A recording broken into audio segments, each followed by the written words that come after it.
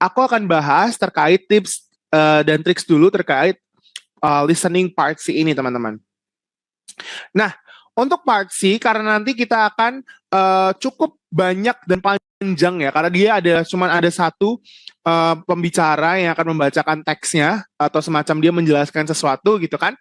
Nah, ini akan menguji fokusnya kita, karena informasinya jauh lebih banyak pastinya, dan karena memang dia hanya satu orang ya, jadi kemungkinan kita gampang atau cukup mudah terdistraksi dengan rasa bosan gitu, karena berbeda. Kalau part A dan part B, part A dan part B ada interaksinya, jadi kita yang menyimak juga lebih enak. Tapi part C ini dia ngomong sendiri, jadi kita diminta untuk mendengarkan orang yang berbicara sendiri, jadi memang cukup besar distraksinya untuk kita.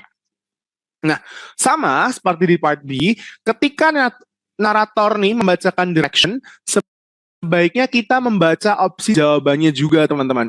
Tadi ya, ketika ada direction di awal, kita bisa, nanti ada directionnya, seharusnya ada directionnya seperti itu, karena audionya cukup panjang ya, memang kalau direction itu dia lama sekali. Memang lama sekali di directionnya, kita membaca opsinya, dan pastikan kita harus bisa tebak, teman-teman. Harus bisa tebak, kira-kira dari opsinya ini ya, dari opsi jawabannya itu, nanti dia menanyakan apa, seperti itu. Dari opsi jawabannya itu, dia akan menanyakan apa sih, gitu kan.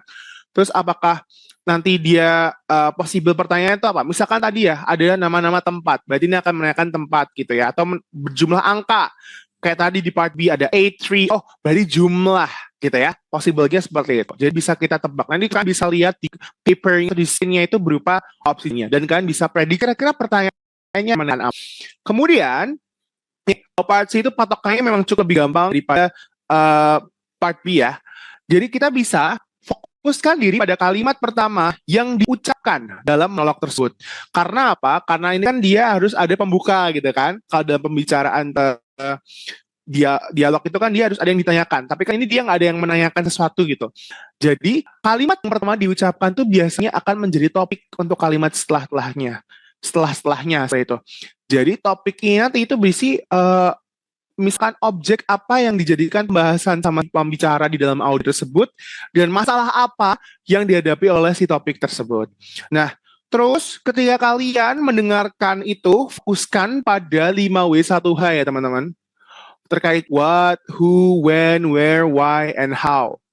Buat kesimpulan atau inferensi atas situasi yang terjadi saat pembicaraan dilakukan. Jadi yang paling sulit dari part C adalah membuat kesimpulannya, teman-teman. Membuat kesimpulan, kira-kira apa aja